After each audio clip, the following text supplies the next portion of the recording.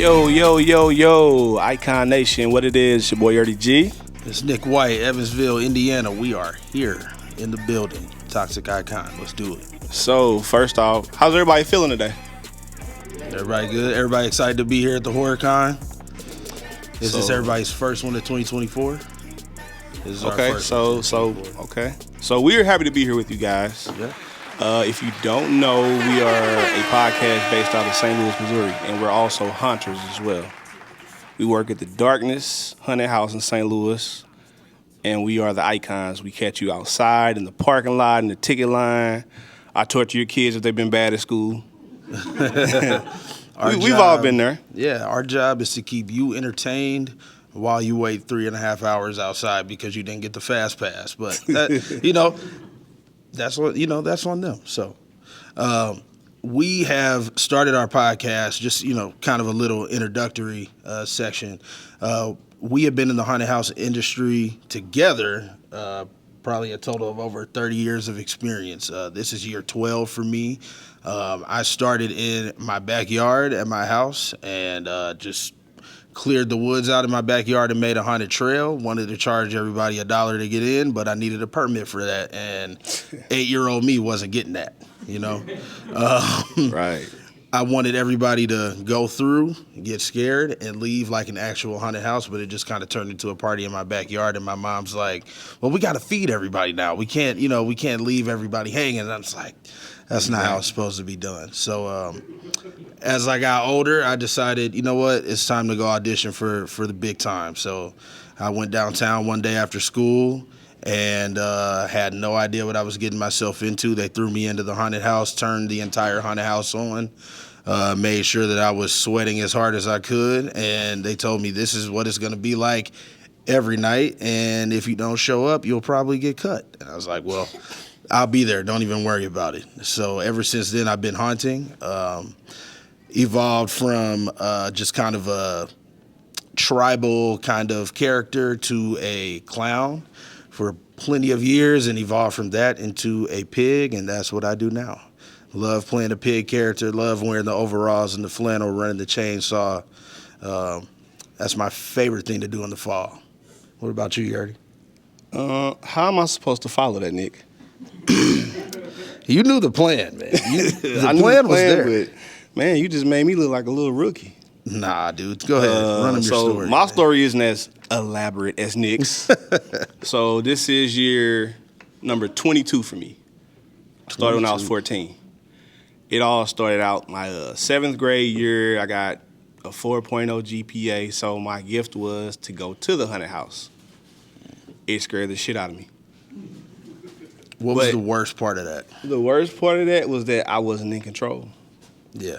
So I literally had no control over what's about to happen, who's in front of me, any of that. But the people who were torturing me, they looked like they were having so much fun that I needed to do this. So I auditioned until they just allowed me to come in. Worked my way up to management after about 3 years. So I went from a zombie to a clown, and then they introduced the Haunted House Terror Visions, which was a new construction. I ran Terror Visions for about 4 years, and I switched haunts from the Darkness to Limp Brewery for about another 4. I came back to the Darkness, and now I'm an icon, which I have 2 characters. I'm a doll and also a clown, of course. So, yes, thank you, Nick, for making me look bad. I think you followed that up perfectly. I thought it was great. In terms of our experience in the haunted house, I think we have one thing about working in a haunted house, and I'm not sure if anybody in our audience, have any of you hunted before in a haunted house before? Okay, so one thing about it is you will face a ton of adversity. A lot of different changes, a lot of management changes, friends come and go, a lot of character changes are probably the biggest thing. You have to be able to adapt. And I definitely think that kind of goes hand in hand with the horror movie side of things, just like actors and actresses, whatever role you played in that last movie, this next movie may be something completely different. You have to learn a completely different dynamic. And I think that's the biggest thing that has always stuck out to us working in the haunted house.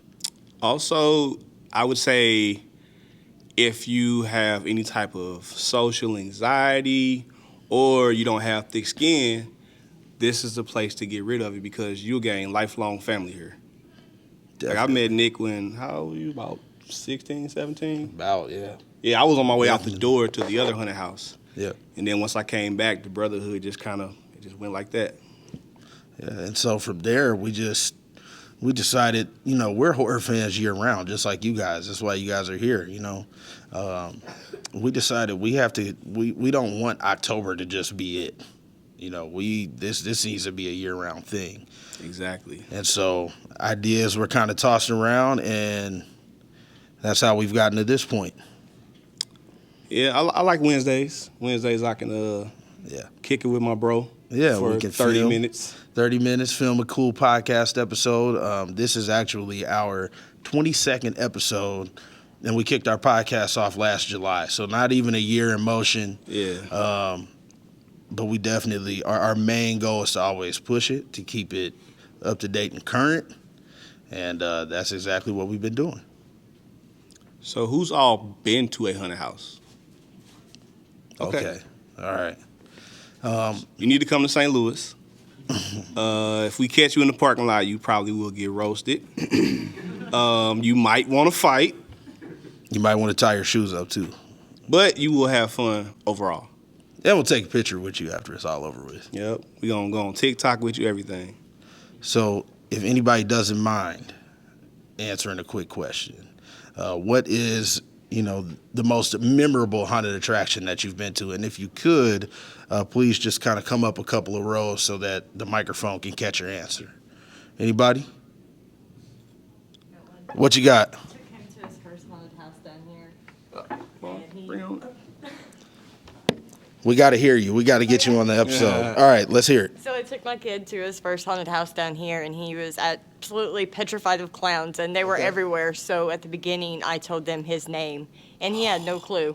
So throughout the haunted house, all the clowns were saying his name, and he was just, and his little sister was just laughing as much as she could. I But wasn't happy he at was, all. He I wasn't was happy. scared as shit. Man, you got set up. Yeah, I got set up hard. That's the worst when they do that, man. You never tell anybody your name. I fucking started thinking of Remy, and the clowns were behind me, like saying my name. I'm like, I can't believe him now. Yeah.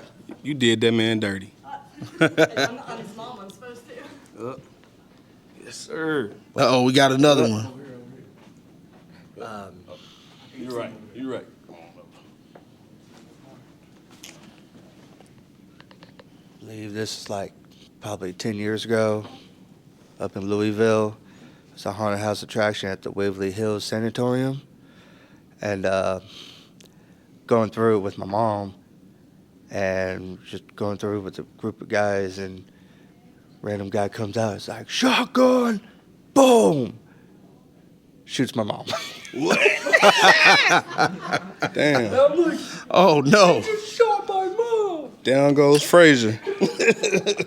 That's one thing about it. I think, and we've talked about it on our podcast a lot in various episodes, because in our episodes we will have different actors from different haunted houses across the country come on and be special guests.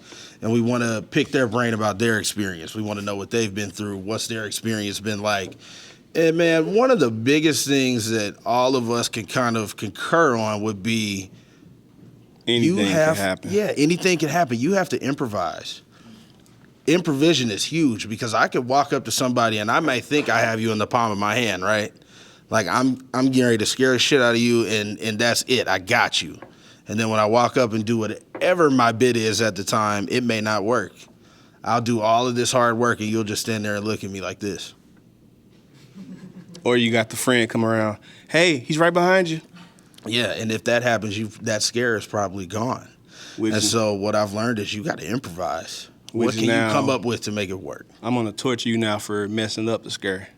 Yeah. I'm going to make you want to fight me before you even get inside this building. You messed up that scare. That was TikTok worthy. Oh, yeah. Especially if I know I'm being recorded and somebody comes up and messes up my scare. Yep. I'm like, dude. He's like, watch out. Yeah. Like, bro, come on, man. You ruined some greatness right there, man. So now you going home with wet pants. A haunted house is very hot. All haunted houses are not the same, actually, but as for the haunted attraction that we currently work at, there is no air conditioning. None. And it's like that on purpose. It will mess up the fog machines. It'll kind of throw off our entire show. We want you to go through that haunted house and come out as if you've really been through something. And air conditioning would just completely ruin that. So we tell our actors when they come audition, dress lightly and drink a whole lot of water. Now, do they listen? Not all the time. No. But we try to let them know, because this is one of the most extensive and physical things that you will do, is working in a haunted house, should you decide to go suit up at a haunted house. Right, that's leg day for me. Yeah, it's definitely extensive and rough. Extensive. Speaking of extensive, that's how I feel doing the pod. You know, it started out as an ideal, and look at us now. We're 22 in. Yeah, doing a taping from our first Horror Con, man. This is awesome. Yeah, so I have to say that we do appreciate you guys, because this is our first time doing this in front of an audience. Yeah, we definitely appreciate you all for checking it out. By a show of hands, how many people are gonna go watch another episode? Yeah, there we go. There we go. There we go. We love to see that. We love to see that. And this isn't all we do either. Nick actually is into marching bands. Yeah, I coach marching band at my old high school. Well, I don't do it anymore, but I would love to get back into it. So very well rounded. I'm into a lot of music and different things like that, but just kind of taking that experience and putting it into something else that I really love, which is horror. And that's why when we talk about a lot of different movies and things like that, the score of a horror movie is my favorite part. The kills are great. We love the kills, but the suspense and the score, if the music isn't hitting, then it may not be a green-lit movie for me. So that's a big thing for me. And then Yurdy here is an artist himself. Yeah, I'm actually part of a rock band. Tell him everything, man. Don't tell him just the one thing. Tell him everything. Yeah, so like I said, I'm a part of a rock band. We're called the Rebels. We make high energy, I call it ratchet rock. So it's like super hard hip hop, Linkin Park, Limp Bizkit, Tech Nine style music. Yeah. So, you know, if you've ever been to, I'll just say a Slipknot show, for example, we are the poster child for what St. Louis is as far as hip hop and also rock and roll. And you will sweat. You will get into a mosh even if you don't want to. So with that being said, who are our score lovers in here? Who goes to horror movies just for the music? Nope. So what do you go to a horror movie for? Scares, honestly. All about the kills? Yeah. Okay, so with that being said, In a horror movie, then what's the point, you know? I agree. And with that being said, what would be the most intense scary movie that comes to mind when you think about that horror movie? What is that movie for you? It's been a while since I've watched one. I'd probably think of something like The Conjuring or something like that. Conjuring. Okay. Okay. Anybody from in the back of the room? Anything that comes to mind? What's that movie for you? For me, it was the Netflix show, Haunting of Hill House. Haunting of the Hill. Yes. Great. With that Nick Nickley thing reveal. Yeah. Crap out of me. Yeah, definitely. Anybody else? Dawn of the Dead. Dawn of the There we Dead. go. Classic. I saw a hand go up back here. What we got? Strangers, because it could happen anywhere, because of the lines. Yes. Doing this makes it because you were home. Oh, yeah. And The Strangers is great. That's getting ready to take off again. Yurdy, do you know there's some news out about that right now, isn't there? Yeah, so they just dropped the trailer for The Strangers Chapter 1, Okay. which I believe is a prequel. I did some digging, and so they're supposed to be at an Airbnb, but Airbnb has been around since 2008. The first Strangers came out in 2008. So since two of them died in The Strangers Prey of Night, Right. I really believe that this is a prequel to that Okay. degree. And if I'm not wrong, no, you know what? I'm thinking about Fear Street in terms of the timeline of the events. Because that one goes backwards, right? Fear Street? Yeah. Okay. Yes, I had them mixed up. For me, when I think about that most intense horror movie, I would think about the original Pet Cemetery. There's something about the original Pet Cemetery and that opening scene, and you all know it, the kid, the truck, that did it for me. I mean, I can watch a million horror movies, but when I see that one just takes me back to that original nightmare that I had. Mm-hmm. It's always the original Pet Cemetery. All right, so what movies is everyone looking forward to this year?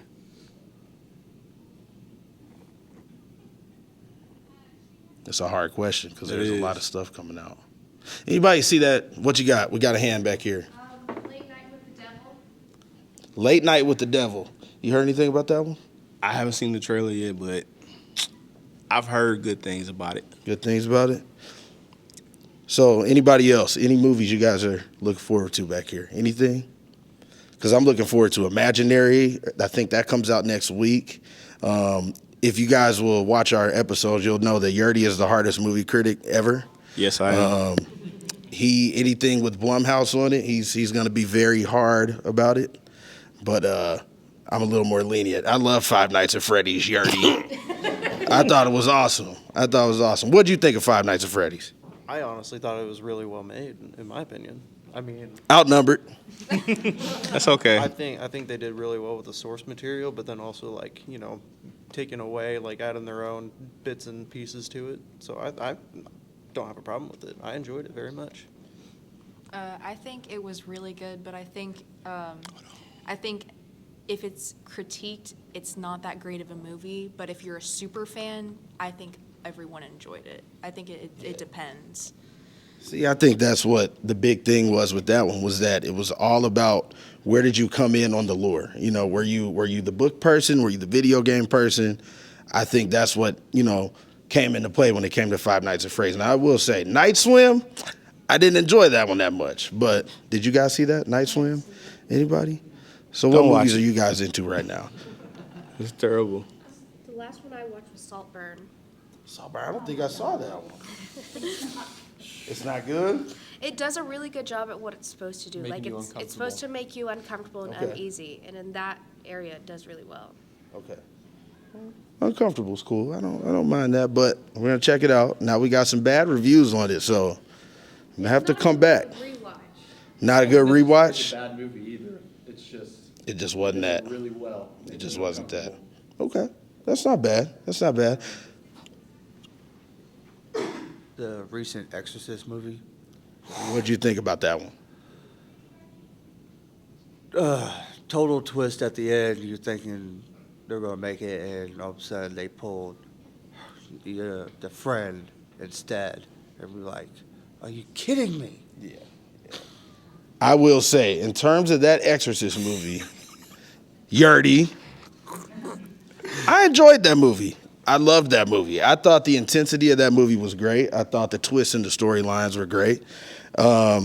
Hated I it. thought that snake under the rock in the tunnel scared the shit out of me. My popcorn went all over the place. So I thought it did well. Look, he's upset. Look at him. Yeah. Blumhouse, they need to stay away from IPs. Elaborate. You got some thoughts, man. Go ahead, elaborate. So David Gordon Green, I believe that he has a solid story, but he does not know where to take it after the first act. And there was no character development for the second main character, Catherine. I could not get invested with her or her family. And her dad was weak. He basically gave her to the devil. I will say that I do agree on the Catherine standpoint. I think it was very heavy on Angela, was her name, right? Yeah, Angela. It was very heavy on her and very minimal on Catherine. Yeah, we didn't know anything about her except she was Angela's friend. We knew something was going on in that household because her parents were bad parents to a degree. But we don't know what the extent was. Like maybe the dad was an alcoholic.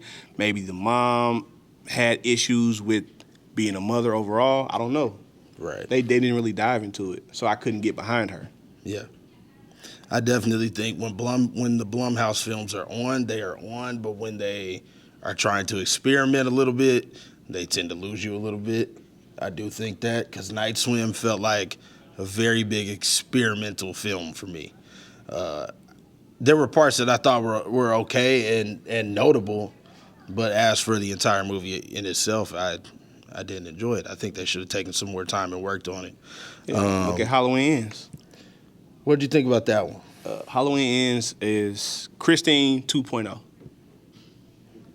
He's laughing. He knows. It's like literally beat for beat Christine, and there wasn't anything about Corey before that. They just threw him in there and made him copycat Michael Myers. If anything, they should have introduced him in Halloween 2018 or reversed everything and made Halloween Ends the first movie without the ending. Halloween Kills stays where it's at, and then Halloween 2018 is the final battle between him and Laurie. I agree. It would have made so much more sense. Or just make Cameron Corey. We already had a dislike for him in the first one. He cheated on Allison in her face. And he threw her phone in cheese. He did. I will say there were some good kills in that movie, though. There was. The brutality part of that movie, that's where they hit it. That's where they hit it hard. Yeah, I'll be honest, Corey had way better kills than Michael did. I just don't like them force feeding us a character who we don't really get to like or dislike. What would you have done differently with that film? Not make it. It could just straight across the board. Not make it. Like I said, David Gordon Green, he didn't really know what to do. I told y'all he was the hardest movie critic ever. I It's am. rough. I don't know, man. I think there's parts of that film that I feel like you could keep, but just elaborate on in different ways. And like, the intensity's already there, but I definitely do think there were some parts that shouldn't have been there. But That's fair. That's a fair assessment. we'll see. We'll see. I'm ready for Mickey's Mousetrap. Yerdy's not. I'm excited for that. I don't know if you all have seen the preview for that, but just like they made Winnie the Pooh scary, which I thought that movie was pretty bad, but, there were some good parts about it. But this Mickey's Mousetrap, I don't know, man. Something about Mickey Mouse running through a Dave & Buster's with a hockey jersey on, I could get with that. He's a Blackhawks fan. I'll probably be there for that one. What about you? I'll wait for trailer number 2. Okay. That's fair. Disney didn't shut it down. Nope. I know. It was in public domain. It was in public domain, so they had legal rights to do it. And also, they based it off of Steamboat Mickey. I was about to say they're using the steamboat mask in that. Yeah, so therefore they got some wiggle room. Yeah. I think. Yeah, they definitely got lucky, and I feel like they're getting ready to elaborate on a lot of these Disney characters. Yeah, they have a universe. It's called the Twisted Childhood universe. So Yeah. they got Winnie the Pooh, Bambi, that's gonna be cool, man. Pinocchio. I believe Peter Pan also. Peter Pan is definitely in the works. What I'm excited about is that have y'all seen Tigger in this? Tigger looks like he's getting ready to own the movie. Like, forget Pooh, just take Pooh out of it. Just leave Tigger in there. Yeah, Tigger look like he's a hitman. Yeah, I'm excited for that. I am. The first one was a little rough, but I'll be there for a second. They got a bigger budget now. Yeah, and I mean, you put that Winnie the Pooh in anybody's haunted house, it'll be perfect. I would play him. Exactly. I put that mask on and chase people. He's already wearing the bottoms that I wear, the overalls and the flannel. Just put a Pooh mask on. Do it. I kill it. Okay, guys. So now we will open the floor. If you guys have any questions, feedback, anything, let us know. Any questions? And if you have a question, please come Come on up. to the second row so we can get you on the mic.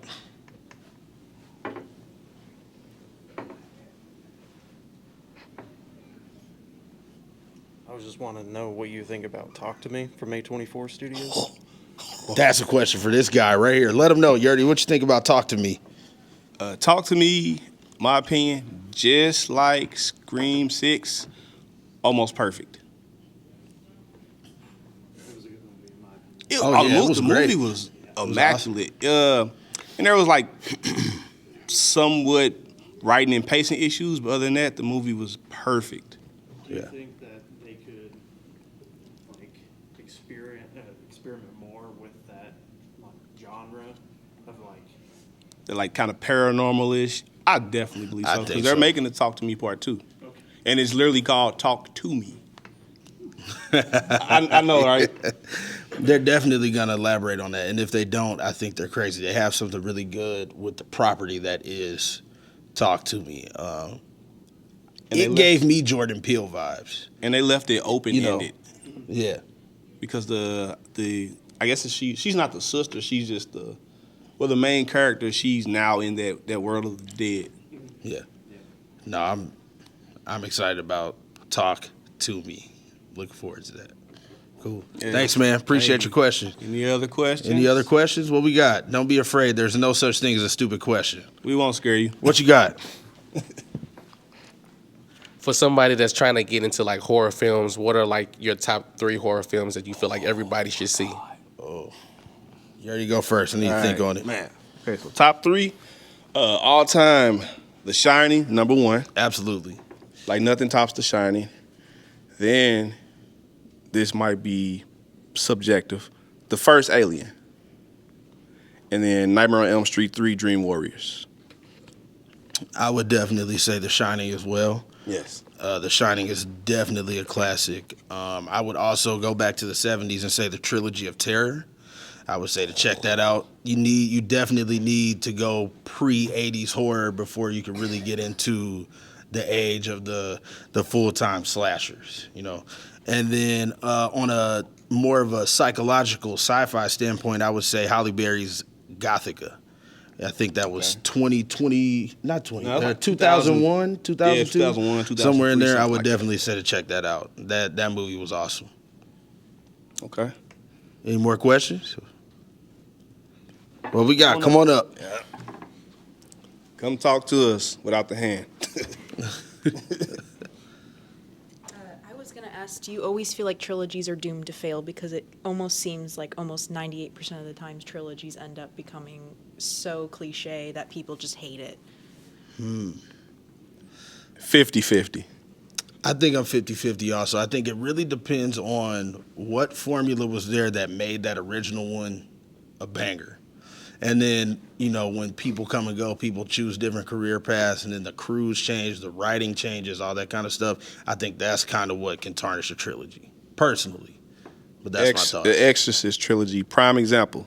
The second one is already canceled. No, definitely. The trilogies, it's a 50-50 realm for us. Yeah. No is there doubt. any that you think is top tier trilogy that had some little bit but stayed on top? Scream. I was going to say Scream. Scream is a franchise that will never get stale. It's always a different person. Sometimes the writing can be cheesy, but the dialogue makes up for it. The meta dialogue makes up for it. The kills make up for it. And then right now, we don't even need Sidney Prescott anymore. So the storyline within itself is evolving right now. Yeah. Yeah, And Stu is dead. right. So, yeah, we appreciate your question. Yeah. Thank you. Any more questions? What we got? Like I said, there's no such thing as a stupid question. Let us know what you got.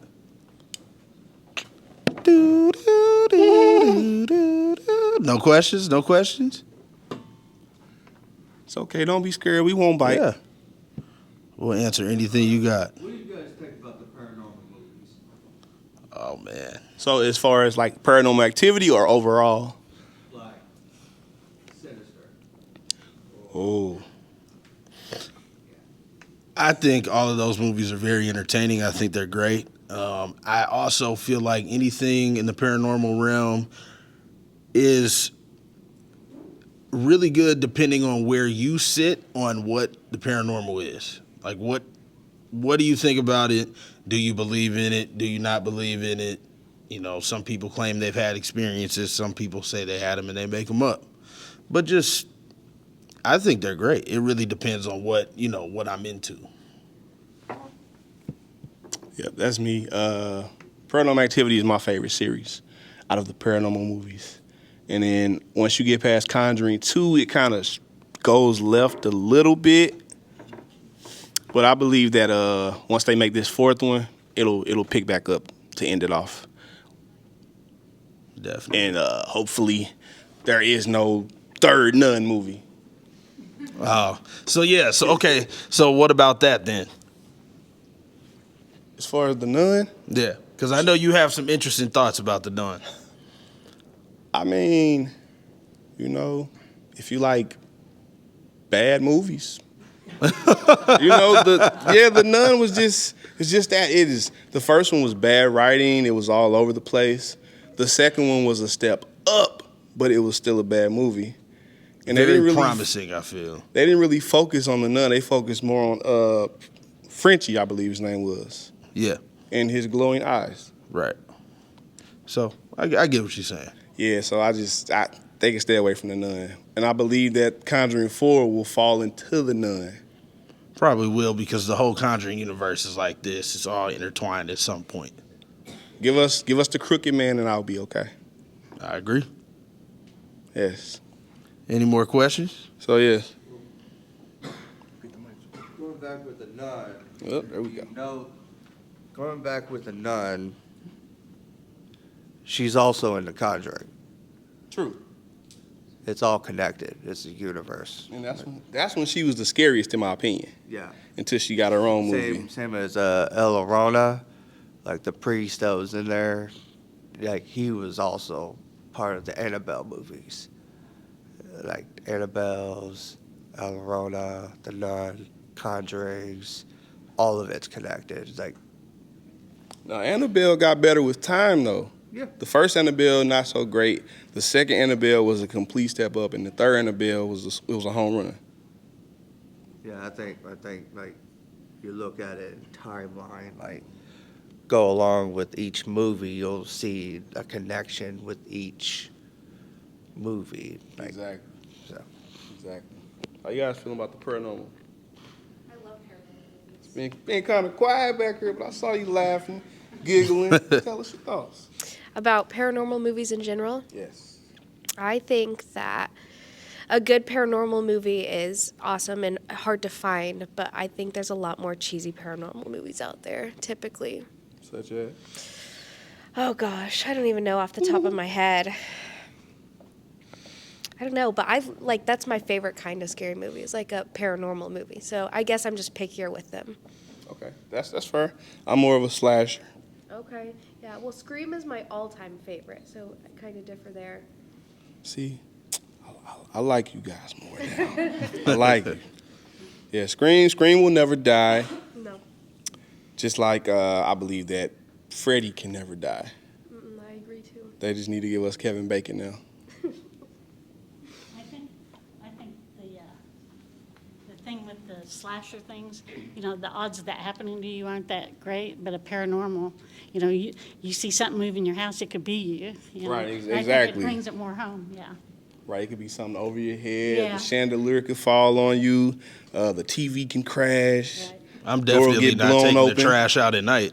Exactly. Not at all. It'll wait in the morning. Have you ever heard of black-eyed kids? They scare me. Like the eyes are black? Yeah. It's like they take your soul. They're supposed to take your soul. They're supposed to be real. Like they could like. I'm afraid now. I'm Usually they're afraid. in a movie, and they come knocking on your door. Yeah, they're mostly out in the deep woods, out in the long road, and sometimes they appear outside your house, and even if they knock, don't answer the door. See, we live in the city, so I don't think we have to worry about that. No, I think they do come near the city. Nick. I'm not taking the trash out at night. You want to use your phones, they call them parents. And then when they come in, then they take your soul. This is the story, I don't know. They're creepy. They're creepy, yeah. I got a Ring doorbell, so I'm not answering. If I don't know Gertie, you got one behind you. I'll tell them, leave it at the door. Okay. What do you think about the Purge series? Okay, so I like The Purge a lot. I think that after the last Purge they came out with, they should have stopped, because The Purge is a really good series and you don't want it to end on a bad note. But that Forever Purge, I think that it was a money grab and it was also rushed. But the first 4 are just almost perfect. I think the concept of the Forever Purge is like, I mean, like if you give people only 24 hours, they're going to take advantage of it. And like pushing back, I think the Forever Purge was more realistic, but I do agree that it feels rushed and it feels like they were just trying to pull people in just because it's the Purge, you know? But I personally enjoyed it.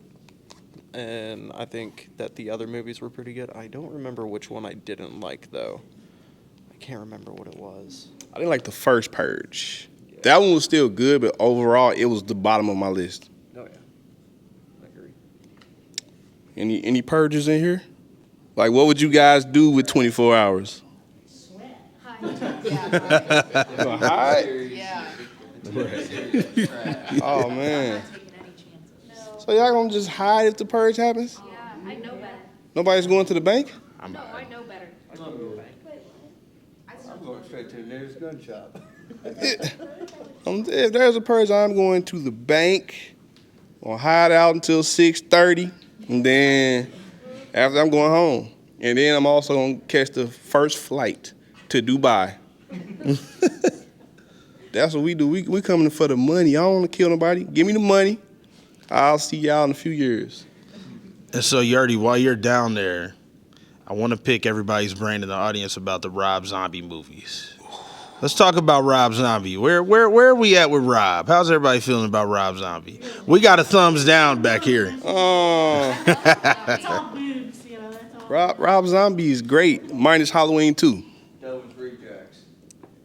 Yeah. Oh, we got your Recent one. The Halloween movie was awful. The other ones are so good. Halloween 1 was great. That was actually awful. Well, You and, know what? All of them, they took Michael to be an older kid where, you know, in the originals, he was a younger kid that did it. See, I like Scarier, I think. I like Rob Zombie's Halloween simply because they gave a backstory that we've never gotten. Right. He was bullied. His mom was a dancer, so the kids tried to get on his case because of that. And they showed little tidbits of him going to be a killer. Like he was killing is a mouse or a hamster he had? Yeah, he had some little rodent and he was chopping them up in the bathroom at breakfast. So they let us know right then and there, oh, he's going to be a serial killer. I love Rob Zombie. I love Rob Zombie. Devil's Rejects, something like that, you know. I like 3 from Hell. Yeah. Of course, House of a Thousand Corpses. You can't talk about Rob Zombie and not talk about House of a Thousand Corpses. I wasn't on board at first. Really? I had to watch it a few times to actually know what was going on. Okay. So yes. Anybody else? What do y'all think about that haunted house film series, Hill House?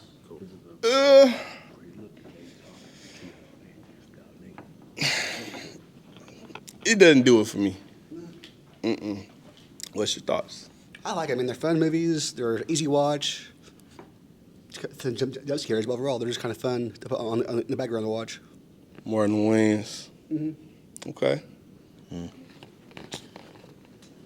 I like it. So, before we close it out, any questions about what we do on the haunted house side of things, for anybody that may have found haunted attractions interesting, anything on the Halloween side of things? Any questions that you guys got? Anything? I'm gonna come back to you. What we got? No, you're good. Let's talk some haunted house real quick. Let's do it. All right, what we got? I was always interested in like the de-escalation side because obviously there are going to be violent people because people don't know how to keep their hands to themselves. Yeah. Do you guys have set rules in how you de-escalate or just get rid of the situation? Because I know haunted houses can be crowded. There's a lot of people. You know, you want to keep things safe, but you also want to keep things moving. So how do you guys work that? So what I would say, and for anybody who may have not heard her question was, how do we de-escalate a heightened crowd in a haunted house when it gets packed, right? Every haunted house is different. Some haunted houses are scripted. When you come in as an actor, they give you your lines on a sheet of paper, and your job is to learn them. And no matter what happens, you don't break character. As for what we do at our haunted house, is very actor-driven. We have a lot of animations, but it's actor-driven, and improvisation is key, right? So we need to read the room is the biggest thing. So what I do is I read the room, especially if I have a kid like my little sister right here, and she's scared. And if she's too terrified and if she's crying, then my glove is going to come off so she can see my regular hand, right? Just so she can know, hey, like, this is all for play. I'm wearing a costume.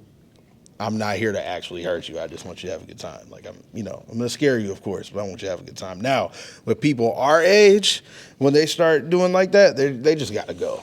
It's pretty simple. Like, if you start coming up on me as an actor and I'm just trying to scare you, but instead of me getting a scare, I've actually made you upset, then I just got to get you out. That's it. I just got to get you out. What you got, man? That topic reminds me, there was a video trending on TikTok, and I don't remember how old the video is, but there was this scare actor that scared this guy's girlfriend, and he ended up attacking the dude. And they posted that video, and I just want to know if you've seen that or heard of it and what your thoughts were. We see it every night. We really do. Yurdy, you can attest to it. We get those customers where the guy's girlfriend is obviously terrified, and since she's terrified, he has to be macho, right? Like, he has to be, you can't scare me, you can't scare my girl. So now he wants to, fight us as the actors. Some actors will, run and tell. Some actors will just kind of duck back in their scene, but I don't play that. Like, don't do that, man. You paid to come here. We want you to have a good time, but don't get upset with us, man, because we scared her. Pay $30 to get in the haunted house. You're supposed to be scared, Yeah. But we see it all the time. Any more questions? What we got? Anything? Logan, you got any questions you want to ask the audience? Yes. Go ahead. Who you want to ask questions to? So I have a question about there's a lot of movies coming out on this month. So what are the movies called? Ooh. There's a lot. You already know? I know Imaginary comes out next month in terms of horror. I'm not sure exactly what else may be coming out this March. She wants to know what big movies are coming out in March in the horror world. Just Imaginary. So just Imaginary. I think Imaginary is good because it has the bear and stuff, and Chauncey's in it, so it makes things scary, and some child watch it, and so I'm a big fan of horror, so I love horror, so I watch a lot of horror, so I wish I watched it, and I'm going to watch it, so in Imaginary is kind of good, so there's a lot of clips of it, so. You gonna go see it next week? Yes, on Thursday. I'm afraid that Chauncey is gonna look like this. We'll see what happens. Yes. You guys, We appreciate y'all for coming to hang out with us today for our first podcast taping at a Horror Con. We will be at Days of the Dead Chicago. We will be at Trans World in our hometown, St. Louis, next week. Yes. We got a couple coming up in May. We'll be at Scarefest later on in Lexington, Kentucky. Not sure if any of you all will be at Scarefest, but we'll be around. We've left those cards on the chair. Show of hands, everybody got a card? There we go. Be sure to follow us. Check out our episodes. We got episodes dropping every Friday. If not, there will be something on the story about that. We actually just dropped an episode this morning. Yeah. Does anybody follow I Like Scary or Killjoy Jake on YouTube? Be sure to follow them. Really cool horror content creators. They joined Yurdy on an episode earlier this week. You also make sure you follow Takeover Films for all of your video photography needs, anything like that. And my name is Nick White. I'm Yurdy G. And this has been another episode of the Toxic Icon Podcast. And subscribe always, for more. As always, stay toxic.